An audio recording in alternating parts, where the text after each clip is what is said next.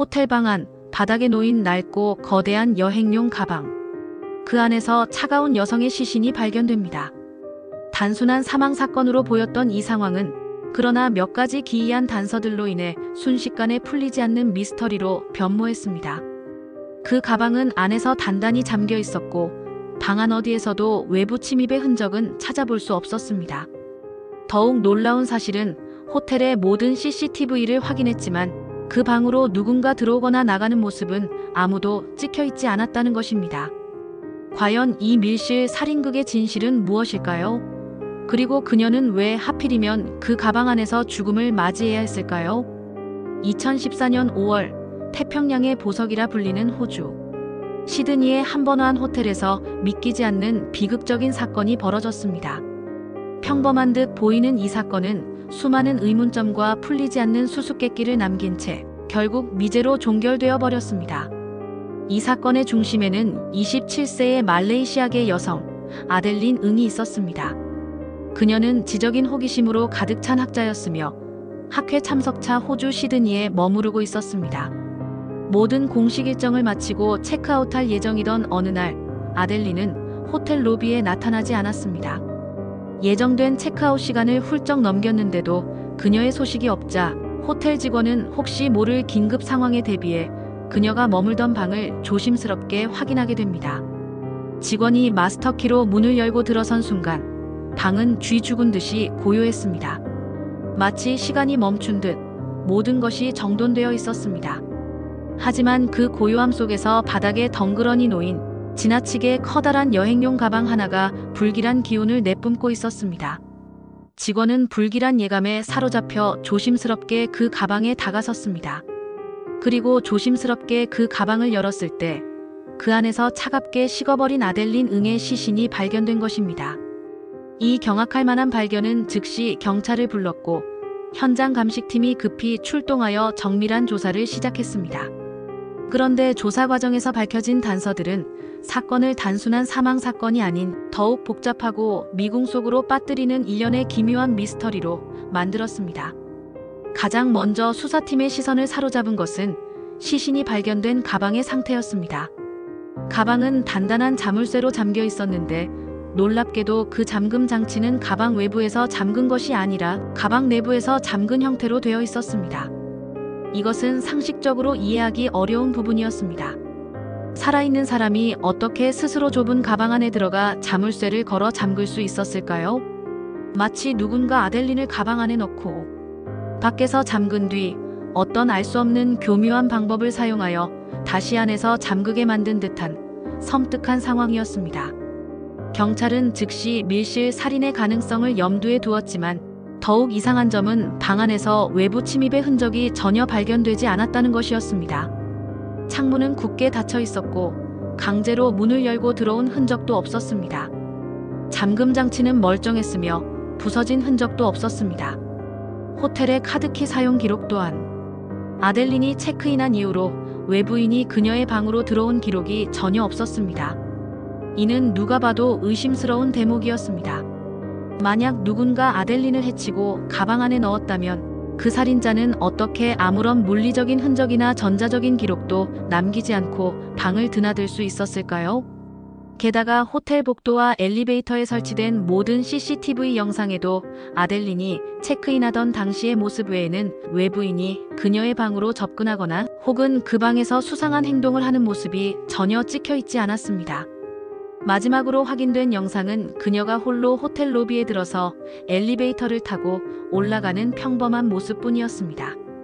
이 모든 단서는 아델린이 홀로 방에 있었거나 적어도 그녀의 죽음에 외부인의 개입이 있었다면 그 범인이 너무나도 완벽하게 모든 흔적을 지웠다는 것을 의미했습니다.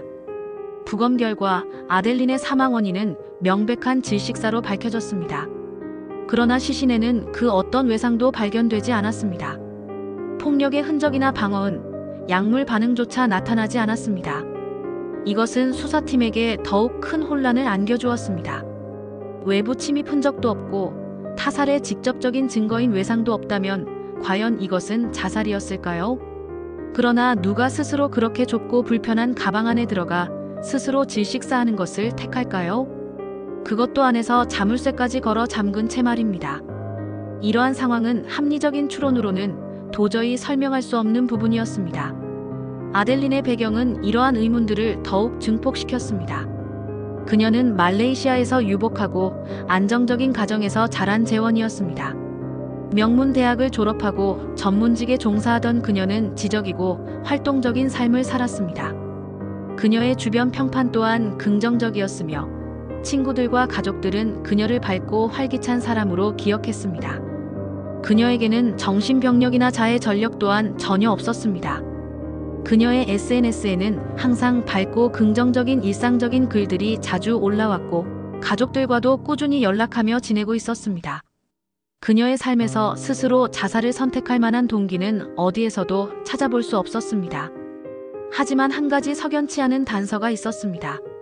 그녀의 개인 휴대폰 메시지 기록을 조사하던 중 아델린이 사건 발생 얼마 전 친구에게 누군가의 접근을 불편해하며 피하고 싶다는 언급을 한 것이 발견된 것입니다. 이것은 단순한 인간관계의 문제였을까요? 아니면 그녀의 죽음과 연결될 수 있는 어떤 숨겨진 위협의 전조였을까요? 이 사건을 접한 일부 범죄 심리학자와 법의학 전문가는 단순 자살이 아닌 계획된 타살일 가능성이 높다고 강력히 주장하기 시작했습니다. 그들의 주장은 매우 논리적이었습니다.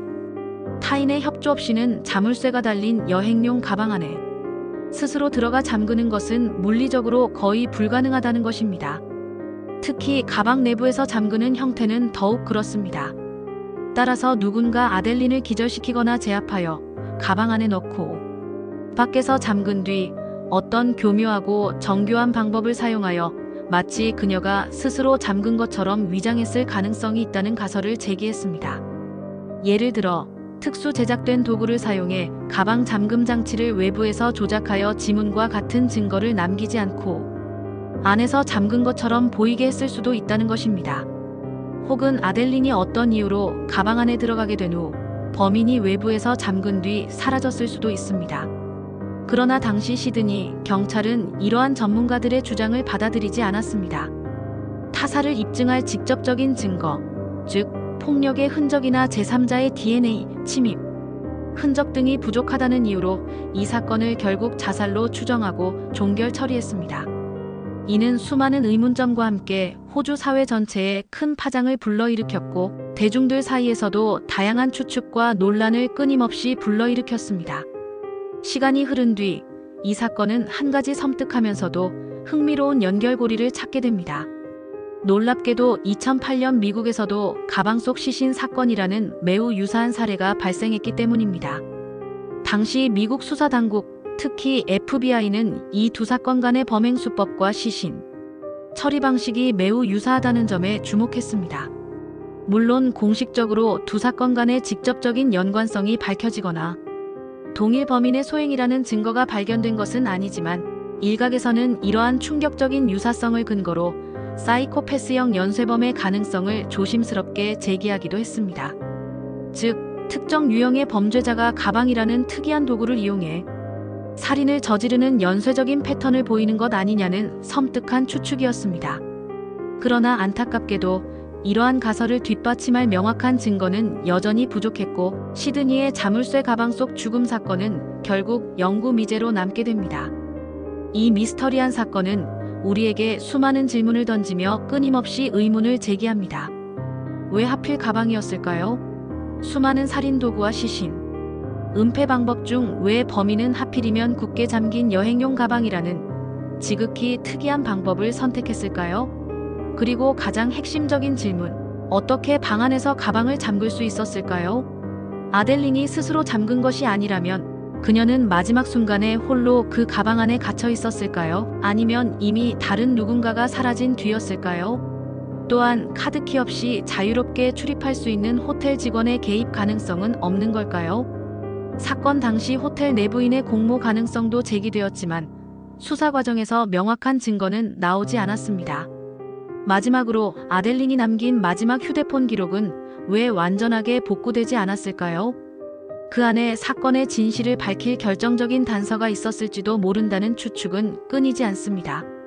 그녀의 마지막 메시지나 통화 기록이 어떤 의미를 담고 있었는지, 우리는 영원히 알 수 없을지도 모릅니다. 가방은 마치 거대한 비밀을 삼킨 듯이 침묵하고 있습니다. 누가 그 가방을 열었는지, 누가 그 가방을 닫았는지, 왜 그 안에 젊은 아델린 응이 그렇게 비극적인 모습으로 있었는지 아무것도 말해주지 않습니다. 하지만 분명한 건 아델린은 그 좁고 어두운 가방 안에서 마지막 숨을 쉬며 어쩌면 누군가를 간절히 기다렸다는 것.